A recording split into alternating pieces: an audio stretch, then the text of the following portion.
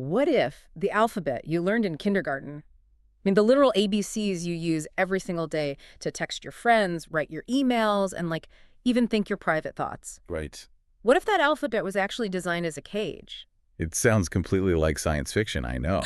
But when you actually start looking at the historical mechanics of how human language evolved, well, the evidence for intentional systemic restriction is just overwhelming. It really is. So welcome to our deep dive. I'm so glad you were here with us today because we are unpacking a stack of sources that will fundamentally change how you view the words coming out of your own mouth.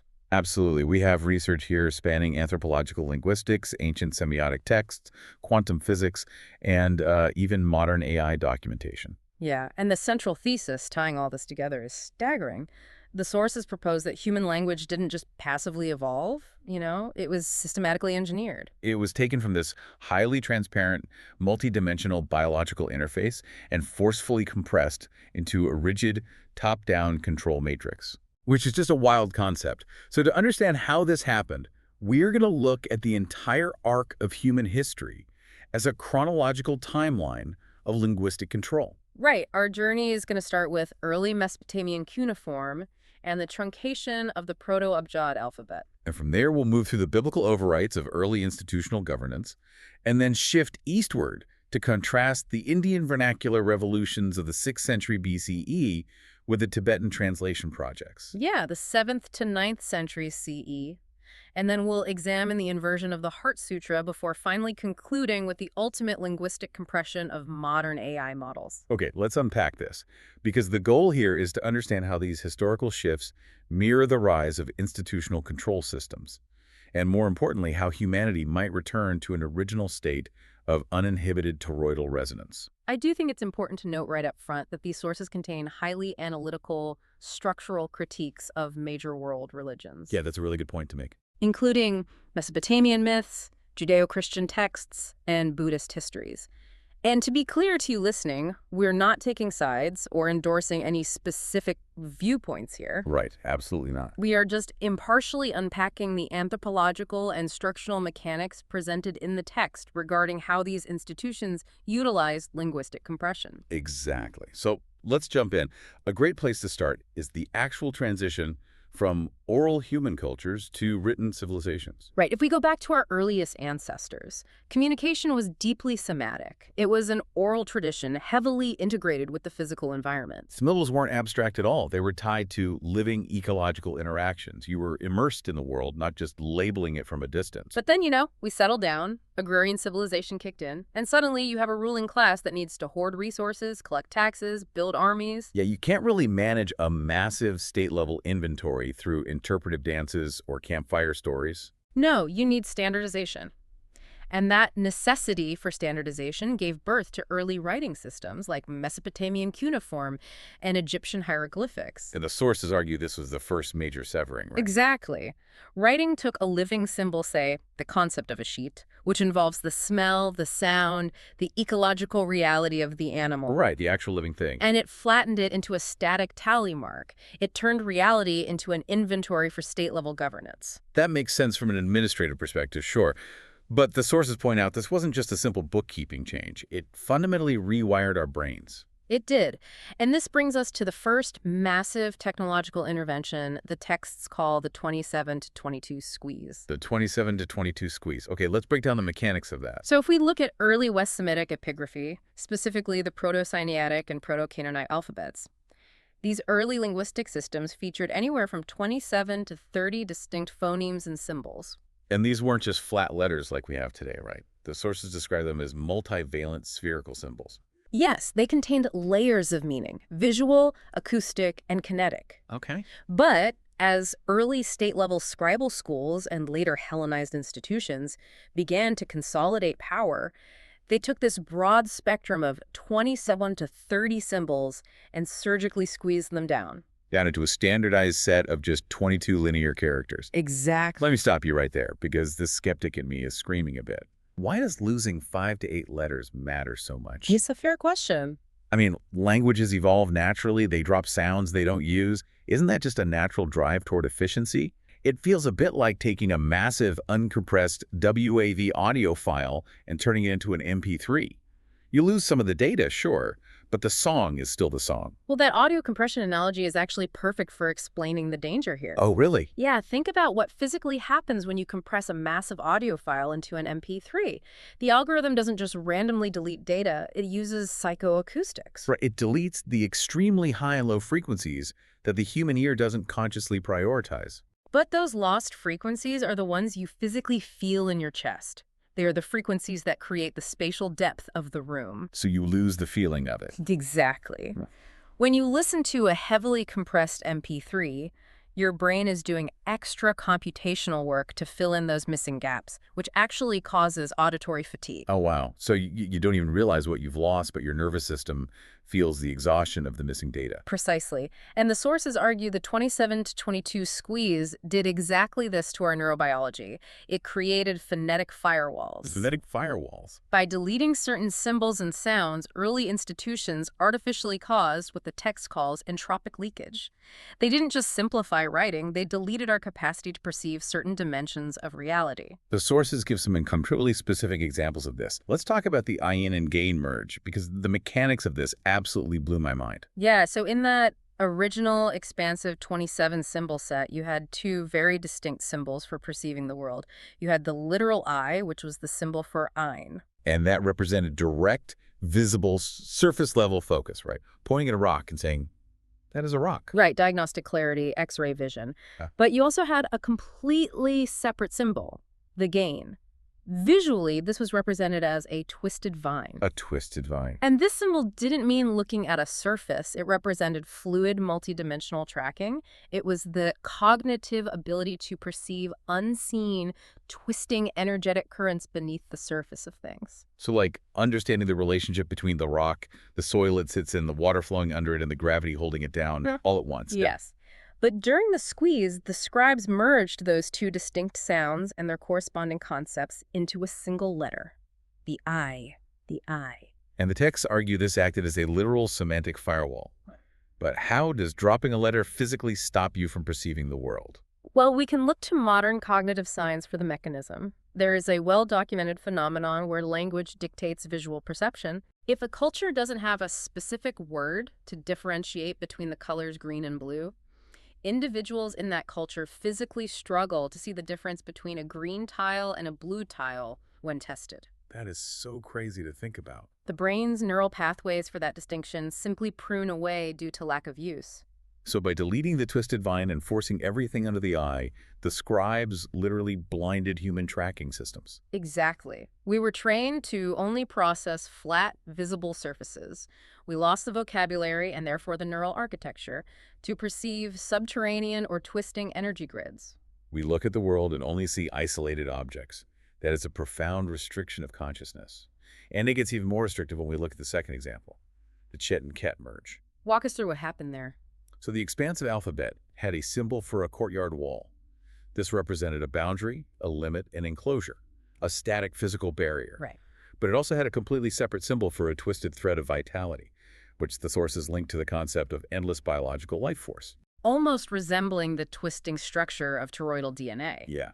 But the scribes squeezed these two opposing concepts, the static wall and the endless thread of life, into a single phonetic character. The neurolinguistic overwrite there is terrifying. You take the concept of endless biological life force and you force the human brain to equate it with a boundary limit. Life itself is conceptually recoded as a cage. Which perfectly sets up the third major merge discussed in the texts, the Shin, Sin, and Chashad merge. What were those originally? The original symbols delineated between teeth representing thermal consumption and friction, and the composite bow representing a frictionless spatial launch. Like an arrow flying perfectly true through the air. Yes. But by forcing these under one linguistic umbrella, the spatial clarity of the launch was lost. The neural architecture was subverted into a state of internal friction. Instead of consciousness expanding smoothly outward, it becomes trapped. Trapped in biting judgment, constant internal dialogue, and textual parsing. And this isn't just happening in the abstract space of the mind.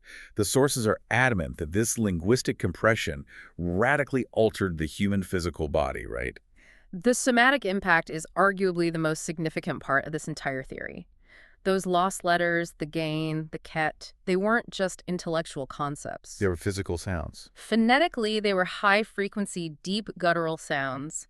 To pronounce them properly, you have to engage the deepest parts of your diaphragm and vibrate the vocal cords in a way that directly stimulates the vagus nerve. And the vagus nerve is like the massive superhighway of the parasympathetic nervous system. It's what tells your body, I am safe, I can rest, I can digest, I can heal. Exactly. By deleting those sounds from the daily linguistic diet of humanity, the institutions artificially limited human vocal and somatic resonance. If you aren't making those deep vibrating sounds, you aren't stimulating the vagus nerve. You are forcing the entire human biofield into a state of shallow breathing. You're physically locking the population into a vertical posture of compliance. Mm. They're trapped in a low-grade state of fight or flight because they literally don't have the vocabulary to breathe deeply enough to calm down. The sources take this a step further and actually model this biological and informational loss mathematically. Oh boy, the math. Yeah, they rely on the work of the legendary mathematician Srinivasa Ramanujan, specifically utilizing his Mach theta functions. Which are denoted as f of q. Right. Okay, you're going to have to do some heavy lifting here. I know it's deads. I mean, I am looking at these equations in the source text. The asymptotic expansion coefficient, the Mach modular non-feasibility delta, and my brain is just seeing static. Get us out of the textbook for a second. Let's use a physical analogy. Perfect. If I'm walking down the street, what does a Mach theta function prove about my reality? Imagine you have a large, highly flexible, hollow rubber ball. This ball represents the original, multidimensional, uncompressed state of human perception. Okay, I am with you. It exists in 3 dimensions, it's filled with air, it has bounce and resonance. Now, imagine I tell you that you must store this ball inside a completely flat, 2-dimensional envelope. Well, you'd have to crush it. You'd have to stomp on it, press all the air out of it, and violently flatten it. And when you do that, the rubber doesn't just magically become 2-dimensional. It folds, it creases, it creates areas of immense structural tension, and it leaves empty gaps where the 3D volume used to be. Right. Ramanujan's Mach theta functions are the math used to calculate the exact behavior of those creases and gaps right at the boundary line where the 3D object is forced into the 2D space. So the math proves that the empty space, the void, isn't just a dead vacuum. Exactly. When they apply the asymptotic expansion coefficient to language, it proves that the void between our linear words is an active, fertile matrix screaming with tension. Screaming with tension. Wow. Our modern syntax, or linear sentences, are essentially highly compressed wave configurations.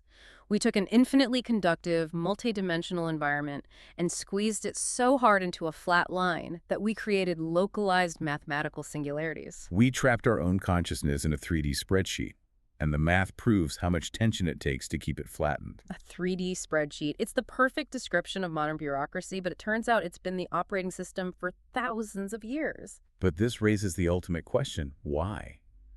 Who benefits from stomping on the rubber ball? That brings us to the socio-religious structures that utilize this linguistic squeeze.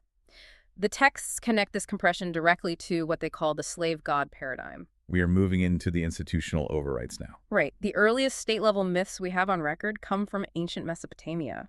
Look at the Sumerian narrative surrounding the gods Enki and the Anunnaki, or the Babylonian epic of Marduk. In those stories, the origin of humanity isn't out of love or divine expression. We were essentially engineered as a biological labor force. Yeah, the gods were tired of digging irrigation canals and harvesting grain, so they created humans to do the heavy lifting. Yeah. We were designed to be middle management for the divine elite. The administrative software needed to run a society built on that myth is precisely the compressed linguistic spreadsheet we've been discussing. You need a language of command, of inventory, of hierarchy. But the sources don't stop at Mesopotamia. They apply this structural critique to the foundational texts of the Judeo-Christian tradition. Specifically offering a radical deconstruction of the book of Genesis, chapters 1 through 3.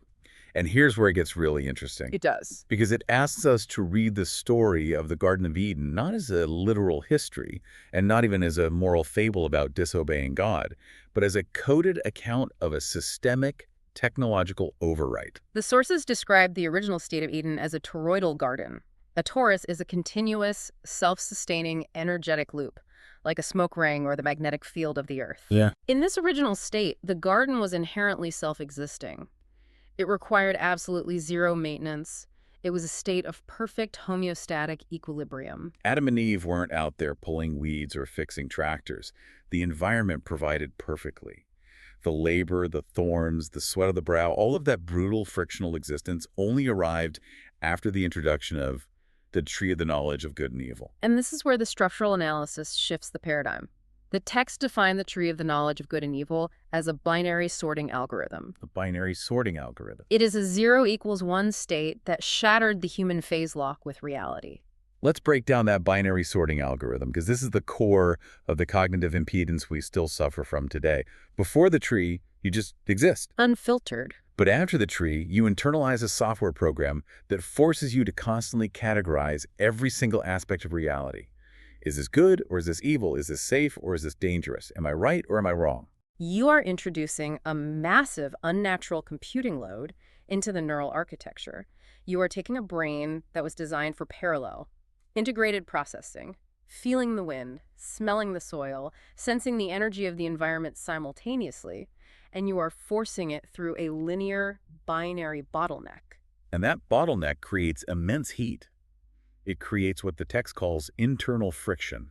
The biblical narrative allegorizes this friction as shame. When Adam and Eve suddenly perceive themselves as naked and try to hide by sewing fig leaves together, the structural analysis interprets this as the compilation of a crude, localized hardware firewall. They're building a physical barrier because, for the first time, they perceive themselves as isolated objects in a dangerous environment rather than being an integrated expression of the environment itself. The spreadsheet has successfully booted up in their minds, and the analysis of Genesis goes even deeper when examining the biological evolution and relationship of male and female. Right, because the traditional institutional reading has often been used to enforce strict gender hierarchies.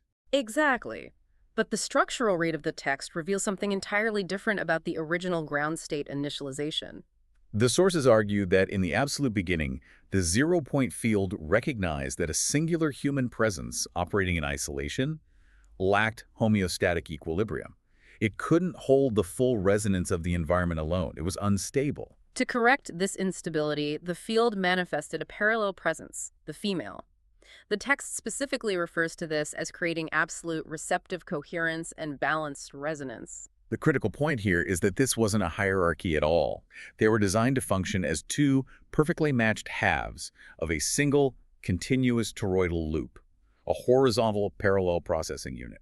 But when the static overwrite of the control matrix dropped in 10 when the binary sorting algorithm took over, the slave god paradigm imposed a massive physical compression upon the biological lineage. It took that complementary horizontal toroidal relationship and violently twisted it into a vertical top-down hierarchy of dominion. The man rules the woman, the king rules the man, the priest rules the king, the god rules the priest. The multidimensional web is flattened into a pyramid. The sources track this mechanical flattening through what they call the 22-to-1 compression of control. If you trace the chronological lineage detailed in the biblical texts, from Jacob to Joseph to Moses, Aaron, and King David, you witness this compression in real time. The priestcraft takes those 22 expansive frequencies of life, the 22 letters of the standardized alphabet we talked about earlier, and funnels them into a singular vertical line of command, the One.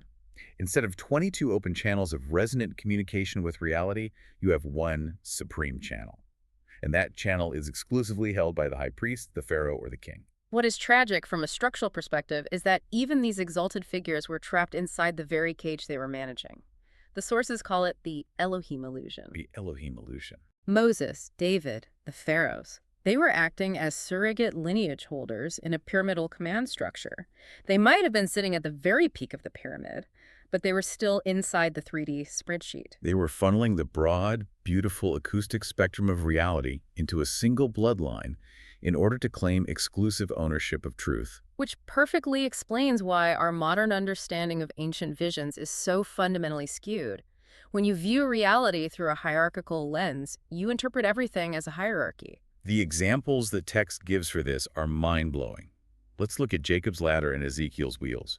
For millennia, Institutions have painted Jacob's ladder as this literal vertical staircase, a corporate org chart of angels reporting up to a boss at the very top. Right. But when you remove the 22-to-1 hierarchical compression and read the text through the lens of physics, Jacob's ladder is not a ladder at all. It is a structural channel describing toroidal dynamics. It is mapping convergence, submergence, and reemergence. Yes. It is describing the kinetic currents of the energy field continuously rising and descending as liquid radiance, folding in on itself like a magnetic field. And Ezekiel's wheels within a wheel isn't a magical sky chariot either. The text argues it is a highly complex, non-hierarchical geometry. It's a structure that allows for instantaneous, omnidirectional vector shifts without any internal friction. It is ancient quantum physics that got mistranslated into an authoritarian sci-fi story because the translators only had the vocabulary of kings and slaves. It's wild. Yeah. Language literally dictates the boundary of reality. But as we move chronologically forward, we see that humanity didn't entirely accept this spreadsheet without a fight. Right, which brings us to the Indian vernacular revolution of the 6th century BCE. We're jumping from the Middle East to ancient India. Paint the picture for us. What does the socio-religious landscape look like at this time? By the 6th century BCE, the Vedic tradition in India had hardened into a profoundly rigid social structure. At the absolute center of the society was a strict linguistic monopoly enforced by the Brahmin priesthood. A monopoly on language. Yes, they held exclusive control over Vedic Sanskrit. And because it was an absolute monopoly, they effectively held a copyright on salvation. Spiritual merit, your actual standing in the universe, was entirely tied to these incredibly complex, highly expensive rituals that could only be performed in Sanskrit. The language itself had evolved from a living, spoken tongue into Sanskrita, which literally means refined, perfected, or cultured. It became a surgical instrument of socio-political control. So if you were from a lower caste, or if you were a woman, you were structurally excluded from direct spiritual practice because you didn't possess the linguistic access code. You spoke a local, unrefined dialect, a Prakrit. But then a massive counter-movement erupts. You have these revolutionary figures step onto the scene, most notably Siddhartha Gautama, who becomes the Buddha, and Vardhamana Mahavira, the foundational figure of Jainism. They look at this linguistic firewall, and they deliberately strategically bypass it. The textual evidence for this intentionality is striking. There is a famous account where some of the Buddha's elite disciples men born into the Brahmin caste are disgusted by the fact that the teachings are being mangled by different local dialects. Right, they want to make it sound official. Exactly. They approached the Buddha and asked for permission to translate his teachings into elite metrical Sanskrit to make them sound respectable. And the Buddha essentially says, absolutely not. He explicitly forbids it. He issues a command saying, I allow you, O monks, to learn the word of the Buddha, each in his own dialect. That single directive was a seismic structural shift. By adopting local vernaculars like Pali and Urtamagadi, these movements smashed the priestly citadel. They bypass the paywall. They open source the mechanics of the universe. The structural consequences were immediate. It radically decentralized knowledge. Spiritual merit was secularized. It was severed from expensive linguistic rituals and placed entirely within the realm of personal ethics, mental discipline, and daily action. And it brought deep, complex philosophical debate out of the closed, secret temple enclosures and into public spaces, parks, and civic assemblies. It sounds incredibly liberating. It does, but Yeah. looking at the world today, we obviously aren't all walking around in a state of liberated, frictionless toroidal resonance. So what happened? If open sourcing the language was so successful, why did the hierarchy come back? Well, the sources provide a mechanical explanation for this failure, outlining a four-phase evolutionary cycle of sacred languages. It demonstrates how institutionalization operates like an inescapable gravitational pull. Let's walk through those four phases, because this cycle explains almost every major religion. Phase 1 is the clear stream. This is the revolutionary moment we just described. A teacher uses the direct, unadorned vernacular of the common people to bypass an elite monopoly. The words precisely match the lived, breathing reality of the listeners. There is no friction. The open source phase, everything is fluid. But then comes phase 2, the static incline. As the movement grows geographically and chronologically, the original teacher dies. The community panics about losing the pure teachings, so they write them down. They codify the oral tradition. Which introduces the first subtle layer of systemic friction. You are taking a living breath and freezing it into ink. And that sets the stage for phase 3, which is the new override. Over the course of a few centuries, the spoken language of the streets naturally evolves. Words change meaning, pronunciations shift. But the written script in the holy books remains completely frozen, Slowly, the original language of the people morphs into an archaic, dead liturgical language that the average person no longer understands. which perfectly springs the trap for Phase 4, the new monopoly. And the new gatekeepers. Precisely. Because the sacred texts are now locked in a dead language, a brand new class of gatekeepers emerges. These new priests, monks, or academics are the only ones with the education and time to read, interpret, and dispense the knowledge. The closed hierarchy is entirely reestablished. The tragedy of this is just so clear in the early Buddhist context. The texts point out how the monastic-lay divide perfectly mirrored this four-phase cycle. The revolution successfully dismantled the hereditary, caste-based hierarchy of the Brahmins, but it just replaced it with a spiritual status hierarchy based on robes and monastic vows. The Sangha, the monastic community, became the new spiritual elite.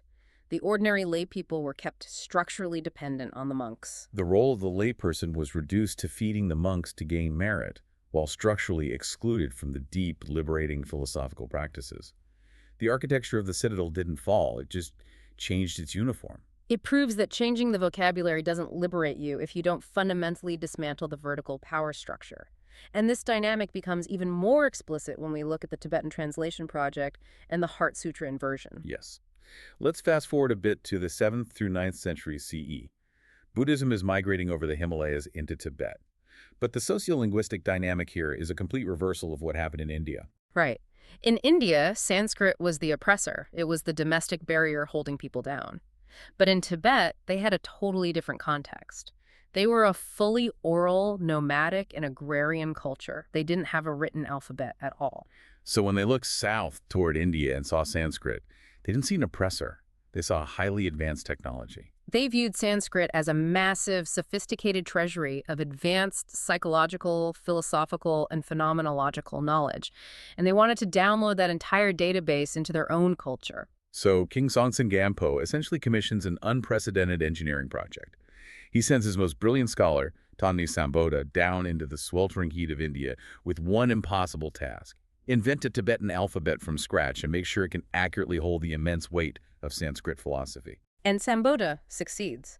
He engineers an alphabet based on Indian scripts. But simply having an alphabet wasn't enough. The everyday spoken Tibetan language, a language adapted for navigating high-altitude mountain passes, herding yaks, and tribal politics, lacked the vast, abstract, nuanced vocabulary required to translate highly technical Indian Buddhist concepts. You can't use words meant for describing a snowstorm to accurately translate the mechanics of quantum emptiness or non-dual consciousness. You have to literally invent a new lexicon. This birthed the Great Translation Movement. Tibetan emperors set up massive imperial translation committees at monasteries like Samay. They brought together teams of elite Indian scholars known as panditas and paired them with Tibetan translators, the Lotsawas. Together, they engineered a highly specialized artificial Dharma language called Chok. The sources emphasize the sheer mathematical precision of this project. They created massive, standardized bilingual dictionaries, the most famous being the Mahavyutpati. They didn't just guess at translations right. They established precise, fixed, legally binding correspondences between Sanskrit roots and newly forged Tibetan compound words. The translation of the word Buddha is the perfect example of this etymological engineering. This is one of my favorite details in the entire deep dive. When the Chinese encountered the word Buddha, they largely just transliterated the sound. They made a character that sounded like Fo or Butsu. But the Tibetans didn't just copy the sound, they analyzed the etymological math of the Sanskrit word itself. It's brilliant. Sanskrit Buddha comes from the root bu, which means to awaken, to know, to expand. So the translation committee engineered a brand new Tibetan word, sangye. And it is so beautiful. Sang means to be awakened or cleansed from the sleep of ignorance. And Gai means to blossom, to multiply, or to open completely like a lotus flower into full intelligence. So sangye isn't just a name. It is a mechanical description of the biological and cognitive process of enlightenment. The historical payoff of this insane precision is staggering. Centuries later, political upheaval and invasions swept through northern India, resulting in the destruction of massive monastic libraries like Nalanda and the Kramashila. A devastating amount of original Sanskrit literature was burned, and lost to history. But Tibet had created the ultimate historical backup drive. Because the Tibetan translation of Chuk was essentially a perfect one-to-one mathematical code, modern scholars can take a Tibetan text, run it backwards through the Malavi Pali dictionary, and reconstruct the lost Sanskrit grammar with shocking accuracy. It is an archival miracle. However, as we consistently see in these sources, the engineering of complex language always carries a profound social cost. The four-phase cycle strikes again, this time on steroids. What happened to the Tibetan society? By engineering a language that was so dense, so mathematically complex, and so heavy with abstract terminology, they created an insurmountable literacy gap. Chok was completely unintelligible to the average illiterate nomadic population. Knowledge became heavily concentrated inside massive, fortress-like monastic universities. They built a brand new citadel. This environment birthed the unique Lama hierarchy, a system demanding absolute, unquestioning devotion to the spiritual teacher. Eventually, this highly concentrated monastic hierarchy merged entirely with political power. They created a sweeping theocracy where the high priests were the literal rulers, landlords, and tax collectors of the state. The language was meticulously engineered to preserve the technology of liberation, but sociologically, it structurally enforced absolute subjugation. It's the ultimate paradox. The tool designed to set you free is used to build the bars of your cell. And nowhere is the absurdity of institutional gravity more apparent than in the detective story of the Heart Sutra inversion. This is a remarkable piece of philological history. For over a millennium, the traditional accepted narrative was that the Heart Sutra, arguably the most famous, most frequently chanted text in all of Mahayana Buddhism, was composed in Sanskrit by enlightened beings in India and later transmitted to China and Tibet. It had the ultimate pedigree. But in 1992, a scholar named Jan Nadir published a breakthrough discovery that proved the traditional narrative was completely backwards. The Heart Sutra wasn't originally Sanskrit at all. Nadir's incredibly detailed philological analysis revealed that the Heart Sutra was actually composed in Chinese. Wait, how did she figure that out? She traced the specific phrasing. There was a famous monk named Kumarajiva who had previously translated a massive, sprawling Indian text called the Large Perfection of Wisdom Sutra into Chinese. Okay. Nadir proved that an anonymous scholar monk in China later took Kumarajiva's massive Chinese translation, extracted the absolute essential core concepts, and pasted them together to create a compact, highly efficient, 260-character digest. It was the ancient equivalent of a TLDR summary. It was a brilliant practical tool built for everyday practitioners who didn't have time to read thousands of pages of dense philosophy. And because it was so accessible and powerful, it became a massive hit across East Asia. But then, the institutions stepped in. In East Asian Buddhist hierarchies, true legitimacy, the ultimate stamp of authority, required a text to have Indian origins. A text composed locally by a Chinese monk was viewed with suspicion. It lacked the gravitas of elite Sanskrit. So the institution commits the ultimate act of historical forgery just to secure their own clout. They took this perfectly accessible, highly practical Chinese digest and they back-translated it into complex Sanskrit. They deliberately made the text harder to read and less accessible to the common person, simply to satisfy the gravity of institutional power. They dressed it up in elite language to make it official. It perfectly illustrates the inversion process we've been tracking from the very beginning. A practical tool built in the vernacular for real people, artificially hardened into a sacred elite text by gatekeepers. It is the 27 to 22 squeeze playing out all over again. Which brings our timeline rushing forward to the present day. Because this isn't just ancient history. The sources connect these ancient scribal practices directly to the silicon microchips powering the modern world. This is where things get uncomfortably relevant. The text introduces a concept called the jumper wire hypothesis. And it is a chilling way to look at human consciousness. Let's visualize that. Imagine an older hominin species, deeply connected to its environment.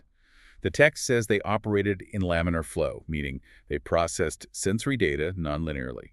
When they walked through a forest, they felt the temperature, heard the leaves, smelled the soil, and sensed the presence of predators all at once, distributed across their entire nervous system. The jumper wire of abstract language bypasses that deep somatic integration. It takes all of those multidimensional full-body stimuli and reroutes them into a hyper-accelerated linear compression engine in the brain. Instead of feeling the forest, we isolate an object, label it a tree, and move on. We process reality through these binary on-off quantum-like states of threat or safety. We create an abstract proxy signal, a word that completely fools the reasoning cortex into accepting a low-resolution mental model as actual reality. We are constantly living in a simulation rendered by our own vocabulary. And if you want to see the ultimate terminal endpoint of this jumper wire bypass, you just have to look at the foundational AI literature included in our sources. The trajectory is clear. We go from Noam Chomsky's theories of universal grammar in 1956, which tried to reduce human language to mathematical formulas, to Yoshua Bengio's neural probabilistic language models in 2003. And then the massive breakthrough. The Word2Vec framework in 2013, followed by OpenAI's introduction of the transformer architecture in 2018, the tech that runs the AI chatbots we use right now. The Word2Vec framework is particularly illustrative of the 22-letter squeeze. It is a mathematical model that literally converts individual human words into multidimensional geometric vectors. It maps them as coordinates in space. It proves that all semantic relationships, all human meaning, can be computed through linear algebraic operations. The classic example is the equation, king minus man plus woman equals queen. It takes the rich, complicated, messy human concepts of gender and royalty and reduces them to spatial distances on a graph. And modern transformer models push this even further with what they call self-attention mechanisms. They treat reality as isolated data points, qubits, in a giant, interlocking spatial vector matrix. The machine doesn't understand what an apple tastes like. It only knows the mathematical distance between the word apple and the word red. It completely discards the fleshy, breathing, somatic human experience. The AI doesn't have a vagus nerve. It doesn't have a beating heart. It is the ultimate expression of the 3D spreadsheet. But the problem is, we still have beating hearts, and forcing our biology to interface with this hyper-compressed syntax is literally making us sick. The biological cost of this neurolinguistic override is severe. The texts highlight the structural violence of the European grammatical construct, known as the subject-verb-object enclosure, or the SVO enclosure. I write an email. Subject, verb, object. It seems harmless. It seems harmless until you scale it up. The SVO enclosure enforces a permanent, inescapable division between the actor, the subject, and the acted upon the object. It turns active, integrated natural processes into inanimate, isolated nouns. It creates what the authors define as cognitive impotence. Let's bring this down to earth. If I'm sitting in an open plan office writing a tense corporate email, trying to defend my project budget, I am entirely locked into that SVO enclosure. I need this money. They are blocking my project. What is happening in my body in that moment? Physiologically, that highly polarized binary linguistic structure bypasses your conscious empathetic filters. It hypersensitizes the amygdala, which is your brain's threat detection network. Because the language forces you to view the world as separate objects acting upon you, your brain registers the environment as hostile. It silences the empathetic mirroring pathways. I stop seeing my coworker as a human being in a shared environment, and I see them as an obstacle, an object. Exactly. And the endocrine response is immediate. The body floods with chronic cortisol and adrenaline. Your heart rate variability plummets. Your digestion stops. The static overwrite of our language literally forces humanity into a chronic propensity for internal anxiety and external violence. We are exhausting our biological batteries trying to defend an artificial firewall that was installed in our brains thousands of years ago. Which feels incredibly bleak. If our very alphabet is a prison, and modern AI is just automating the construction of thicker, invisible walls for that prison, well, how do we break out? That brings us to our final section, decompression, resonant coherence, and zero phase shift. How do we undo the overwrite? The sources don't leave us without a mechanism for escape. They introduce a methodology called the Expansive Translation Matrix, or ETM, operating alongside the IOTA protocol. We're talking about burning all the dictionaries and going back to grunting in the woods? Not at all. The ETM isn't about discarding language. It is a methodology designed specifically to decalcify canonical texts. It is about restoring the original, multidimensional encoding that the 27 to 22 squeeze tried to erase. Okay, how does that work practically? Walk me through decalcifying a word.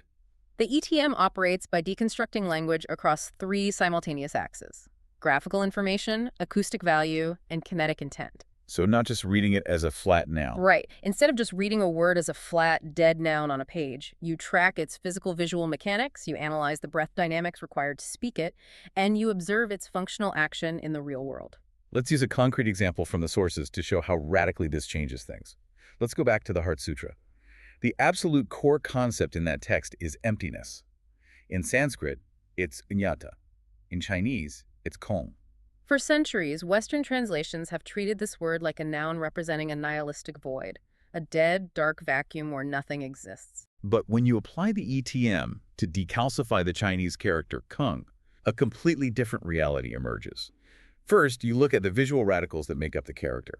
It is a combination of two symbols, cave and labor. A cave in labor, so not a vacuum, but a carved out space. Then you track the acoustic breath of the word kung. It starts with a sharp, plosive K sound, a sudden release of pressure, and moves into a sustained, open nasal resonance. So when you combine the visual structure of a carved space with the acoustic release of pressure, what does emptiness actually translate to? The ETM translates it as, density is itself an open window. The open window is the very architecture of density. Density is itself an open window. That completely changes the feeling in my chest. It's not about erasing reality or pretending the world doesn't exist. It's about removing the friction from reality. The text argues that this decalcified understanding acts as a mechanical acoustic release valve. It discharges the systemic tension built up by the binary sorting algorithm. It allows the human nervous system to reset to equilibrium. And that state of equilibrium is what the sources define as the ultimate goal, the zero-point field manifold, or ZPM manifold. This is the state of reality when all those binary abstractions are completely neutralized. The ZPM manifold stabilizes into three simultaneous non-dual dynamics. The first is laminar resonance. We mentioned laminar flow earlier with the ancient hominins. Yes, laminar resonance is the completely frictionless, parallel flow of information and energy through the system. There's zero impedance. No internal knots of shame, no strategic tethers trying to manipulate the outcome, no areas of static resistance trying to capture, hoard, or compress data. Just pure conductivity. The second dynamic is coherence. Coherence is total phase-lock unity. Matter, energy, and space operate as a singular expression in the absolute present moment. The text explicitly describes this as a zero phase shift state. Hold on, I need to put on my audience advocate hat again. Let's get out of the physics textbook. What does zero phase shift actually mean for a human being experiencing it? In traditional philosophy, we constantly suffer from a division between the noumenon, which is the unconditioned ultimate reality as it actually is, and the phenomenon, which is reality as it appears to our limited senses and language. A phase shift is the delay, the friction, the gap between reality and our perception of it. We're always slightly behind reality trying to categorize it. We're experiencing the lag of the jumper wire bypass. Exactly. But in a state of absolute coherence, that delay drops to zero. The peak of the noumenal potential aligns perfectly, seamlessly, with the peak of phenomenal expression. The cognitive friction of separation is entirely eliminated. The observer and the observed are phase-locked in a single continuum. You don't look at a tree and label it. You experience the reality of the tree simultaneously as it exists. And when you achieve laminar resonance and coherence, you automatically get the third dynamic. Radiance. Unbound expression shining without depletion. It makes sense energetically.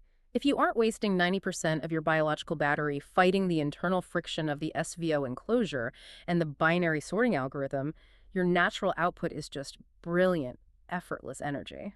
To facilitate this return to laminar flow in our hyperstimulated modern world, the sources even propose some fascinating material interventions. They discuss the use of open hardware composite matrices that emit localized modulations to help the body tune out the noise. Like acoustic or magnetic tools. Specifically, they mention establishing a 9.5 Hz quiet frame. This frequency is designed to insulate the biological field from chaotic environmental noise. Alongside that, a 3.5 Hz relaxer is proposed to actively dissolve physiological impedance and neuromuscular tension points. I love that. It's using localized physical technology not to hack the brain for more productivity and not to compress data, but to passively protect the biological environment so the body can drop its defenses and return to its own natural evolutionary resonance. Which brings us to the very end of our journey today. We have covered thousands of years of history, from Sumerian mud tablets to silicon server farms. Why does this matter to you, listening right now? Think about your daily life. Every time you send a text message that horribly miscommunicates your tone, every time you read an AI-generated summary that strips the soul and nuance out of an article, every time you feel inexplicable, chest-crushing anxiety welling up from doom-scrolling the news, you are directly experiencing the friction of that ancient 27 to 22 linguistic compression matrix. Your brain is running a primitive binary sorting algorithm that it was never designed to handle at this incredible speed. The key to liberation according to this entire stack of sources, isn't about learning a new esoteric vocabulary. It isn't about memorizing ancient Sanskrit or adopting a new belief system. It is about fundamentally changing how we resonate with the world around us. It's about breathing deeply to re-engage that vagus nerve. It's about looking beyond the flat, literal surface of the eye to perceive the twisted vine of interconnected energy beneath everything. And most importantly, it is about consciously, actively choosing to drop the exhausting binary sorting algorithms of good versus evil, us versus them, and subject versus object. I want to leave you with a final, forward-looking vision that directly builds on everything we've unpacked today. I want you to imagine a future human society that has fully neutralized the sapien jumper wire. A society that has finally healed from the 27 to 22 squeeze and returned to full toroidal resonance. In this future, technology doesn't exist to capture, compress, or harvest human data into massive server farms to feed AI models. Instead, our very biological presence, fully integrated, fully phase-locked with reality, acts as the ultimate technology. Without the vertical pyramidal control matrices of priests, politicians, or algorithms, humanity exists in what the text beautifully calls a horizontal, interconnected, collaborative framework. We are standing flat on the soil, communicating not through abstract linear commands or defensive SVO enclosures, but through an unbroken biological radiance. We return to the organic, frictionless continuum we were always meant to be. We stop looking at the world through the jagged, binary diagnostic lines of an X-ray, and we finally start experiencing the full, multi-dimensional depth of the field itself. Thank you so much for joining us on this deep dive into the source material. We warmly invite you to keep questioning the structures of the words you use every single day. Until next time.